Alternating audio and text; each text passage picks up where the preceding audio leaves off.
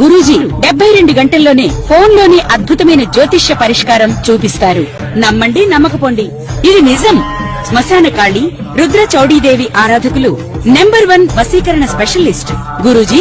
మనిషి పుట్టుక నుండి చనిపోయే వరకు వచ్చే అన్ని క్లిష్టమైన సమస్యలకు పరిష్కారం ఇక్కడ లభిస్తుంది. విద్య, ఉద్యోగం, వ్యవహారం, స్త్రీ ప్రేమ, పెళ్లి, సంతానం, స్త్రీ పురుష వశీకరణం, భూవశం, భార్యాభర్తల కలహాలు, కోర్టు సమస్యలు, విడాకుల సమస్యలు, చేతబడి, అప్పుల బాధ, ఇంకా మీకు ఎలాంటి సమస్యలు ఉన్నా 72 గంటల్లోనే.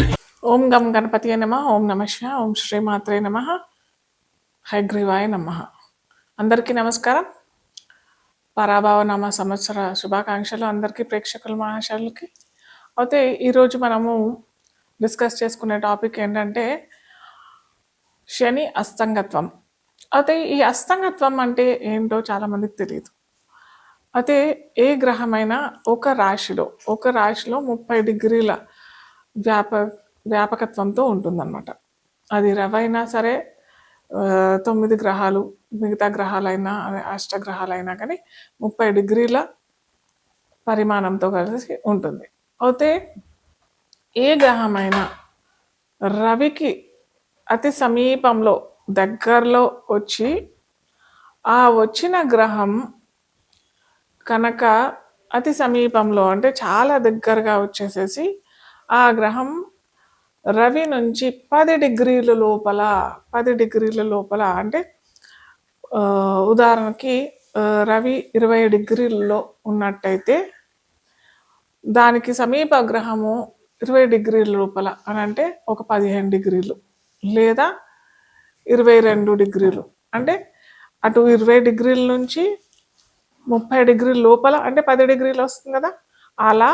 అలాగే 10 డిగ్రీల నుంచి 20 డిగ్రీల లోపల ఏదైనా గ్రహం, అంటే ఉదాహరణ తరఫున నేను చెప్తా ఉన్నాను, ఆ గ్రహం కనుక వచ్చినట్టయితే అది అస్తంగత్వం పొందినట్టుగా మనం జ్యోతిష్ శాస్త్రంలో పరిగణిస్తాం. అయితే ఇప్పుడు మనకి శని మీనరాశిలో సంచరిస్తుంది, ఆ సంగతి అందరికీ తెలిసిందే. అలాగే శనితో పాటు రవి అంటే సూర్యుడు కూడా సంచరిస్తున్నాడు. సో ఈ శని రవి సూర్యుడికి అతి సమీపంలో వచ్చింది. ఈ వచ్చిన ఈ దాన్ని మనం ఏమంటామంటే ఇంతకు ముందు చెప్పుకున్నాం కదా, 10 డిగ్రీల లోపల వచ్చినట్టయితే దాన్ని అస్తంగత్వం పొందుతుంది అని అంటాం. సో ఇప్పుడు శని రవి అతి సమీపంలో 10 డిగ్రీల లోపల మనకి రవి సంచారం శని పైన మీనరాశిలో జరుగుతుంది. అది ఏ సమయంలో ఉందంటే మార్చి 8వ తారీఖు నుంచి ఏప్రిల్ 22, 2026 దాకా ఈ సంగత్వం, ఈ రవి సంచారం అనేది జరుగుతూ ఉంది. సో దీనివల్ల ఏ రాశుల వారికి ఎలాంటి పరిణామం ఎదుర్కోగలుగుతారు, ఎలాంటి సంఘటనలు ఎదుర్కొంటారు, మనము ఒక్కొక్క రాశిగా మనం చూసుకున్నట్టయితే, ముఖ్యంగా ఒక గ్రహం అస్తంగత్వం పొందుతుంది అని అంటే దాని యొక్క కారకత్వాలు, అంటే దాని యొక్క ఫీచర్స్ అన్నీ దెబ్బతింటాయి. అంటే రవి, ఉదాహరణకి మనము ఒక బంతి పెట్టామనుకోండి, ఒక బంతి పెట్టి పెద్ద బంతి, దాని పక్కన ఒక చిన్న బంతి వచ్చింది అనుకోండి, ఈ బంతి నీడలో ఈ చిన్న బంతి కనిపిస్తుందా? కనిపించదు కదా.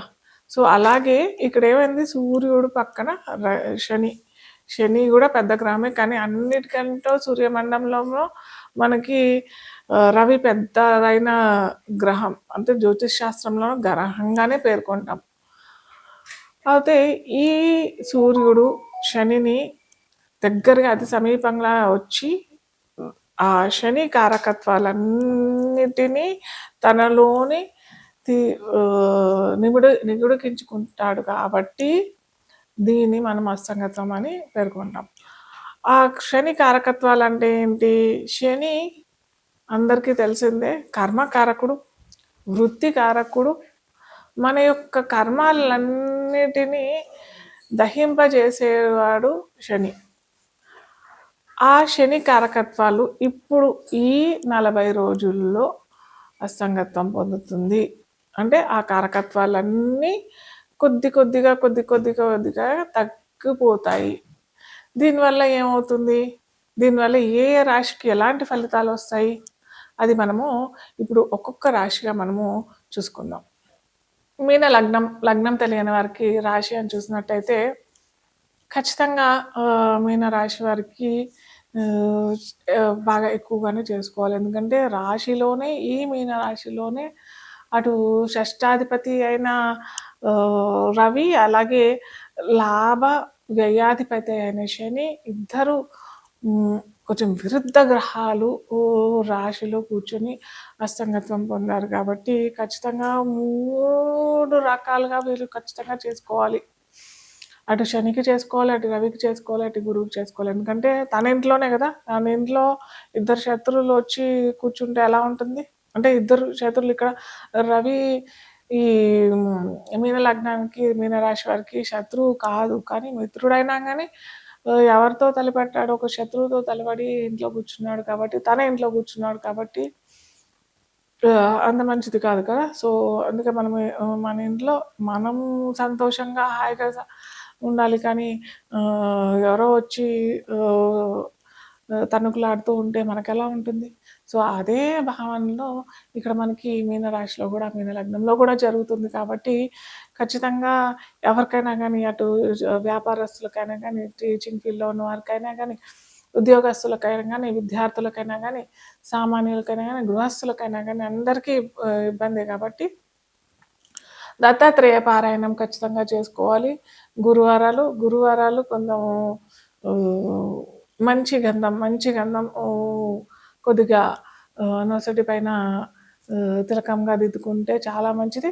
సూర్యుడికి అర్ఘ్యం ఖచ్చితంగా ఇవ్వండి, రోజు ఇవ్వండి, 40 రోజులు ఖచ్చితంగా ఇవ్వండి. దాంట్లో కొద్దిగా గంధం కలిపేసేసి, కొద్దిగా నేను చెప్తున్నాను కదా అని టోటల్ గంధం పోసేసి అక్కడ మీ ప్రాంగణం మొత్తం పాడు చేసేసుకోండి. అలా కాకుండా ఒక చిన్న చిటికెడు గంధం పోసేసి చక్కగా మీరు సూర్య భగవానుడికి అర్ఘ్యం ఇస్తే చాలా మంచిది.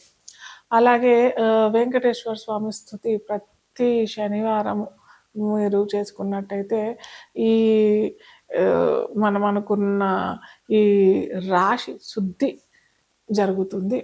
మీరు కూడా ఎటువంటి చిరాకులు పరాకులు లేకుండా మీరు మీ కుటుంబ సభ్యులతోని, అటు మిత్రులతోని, శ్రేయోభిలాషులతోని కూడా చాలా చక్కగా మీరు ఉంటారు కాబట్టి ఇది ఖచ్చితంగా చేసుకుంటేనే చాలా మంచి ఫలితాలు అవుతాయి. తగు ఫలితాలు మీకు, సత్ఫలితాలు ఆ భగవంతుడు మీకు లభించాలని. సో ఇప్పటి నుంచి నేను ప్రతిసారి లాస్ట్లో మీరు స్టార్టింగ్ నుంచి ఎండింగ్ దాకా చూసినట్టయితే నేను ఎండ్ ఆఫ్ ది ఈ ఎపిసోడ్లో ఒక చిన్న రెమెడీ మీరు ప్రతి ఒక్కరు ఎవరైనా కానీ ఇది చేసుకోవచ్చు. స్విచ్ వర్డ్స్ అంటారు. ప్రతిసారి నేను స్విచ్ వర్డ్ అన్నా ఇవ్వడానికి ప్రయత్నం చేస్తాను, లేదా న్యూమరాలజీ ప్రకారం ఒక నంబర్ అయినా ఇవ్వడానికి ప్రయత్నం చేస్తాను. ఆ నంబర్ అన్నా, ఆ వర్డ్ అన్నా మీరు కనుక చేసినట్టయితే, ఇది వేదిక్ స్విచ్ వర్డ్, ఇది చేసినట్టయితే మీకు సత్ఫలితాలు అందరికీ లభిస్తాయి. ఇది విద్యార్థులైనా కానీ, గృహిణులైనా కానీ, వ్యాపారస్తులైనా కానీ, ఉద్యోగస్తులైనా కానీ ఎవరైనా చేసుకోవచ్చు. ఒక చిన్న వర్డ్ ఇది, కల్మషి అనే ఈ వర్డ్ మీరు కనుక రోజు 200 సార్లు చదివినట్టయితే మీ కోరికలు తీరుతాయి. కోరికలు అనంటే ఏదో కామక్రోధ వాంఛలు ఇలాంటి కోరికలు కాకుండా సత్కోరికలు, మంచి కోరికలు.